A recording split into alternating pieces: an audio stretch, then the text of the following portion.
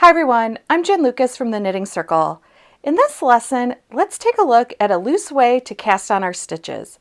We're going to be working the long tail cast on, but with two needles held together. This creates a very loose cast on that is great if you're working brioche or you're just finding that your cast on is a little bit too tight for your knitting project. So let's go ahead and take a look. Let's take a look at casting on with two needles held together. I'm going to demonstrate how to do this technique using the long tail cast on. That's most commonly where you're going to need to use this little trick. You can use it with some other cast ons, but this is most commonly where you're going to use it. You might need to use this method of casting on with two needles held together if you have a project where it tells you to cast on very loosely for something like brioche, or you might just be somebody that tends to cast on pretty tight. This could be a solution for you. There's also a lot of other cast-ons you could try, but if long tail cast on is what you like the best, or the pattern calls for a long tail cast on, then you're going to want to do this with the two needles held together. So to start, I just want to briefly talk about long tail cast on. So for long tail, you would have a long tail, make your slip knot, and then with a single needle, you would cast on your stitches onto that single needle, just like that, and you would keep going.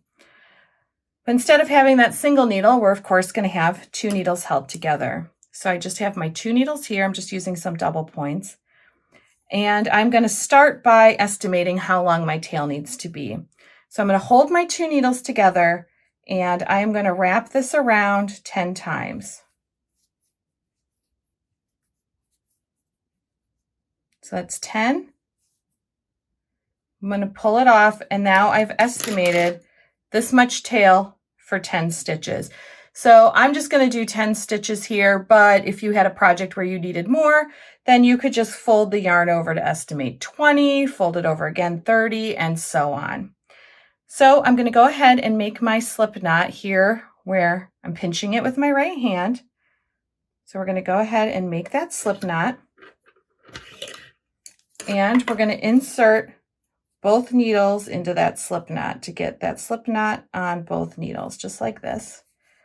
And we'll just pull it down a little bit. Don't want to crank too tight, but just enough to hold it in place.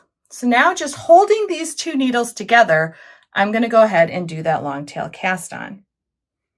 So I have the long tail going over my thumb and my working yarn that's going to my ball of yarn over my pointer, and then I'm just going to work the long tail cast on in this way, just like you normally would. And we have a video on how to do the long tail cast on if you need a more in-depth detail on how to do long tail cast on. We're just going under the loop on the thumb, under the index finger, and through the loop here, and pulling it down. And so we're just working that long tail cast on, but we're just working it over the two needles held together, just like that. So I'm just going to go ahead and cast on just a few more. I have 1, 2, 3, 4, 5, 6, 7. Let's get to that 10. 8, 9, and 10. So there we go. So now we have two needles held together, but we're ready to start knitting. We're just going to take one of these needles and slide it out.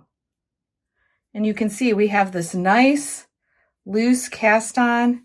It's nice and stretchy, very loose, and we're ready to start our project.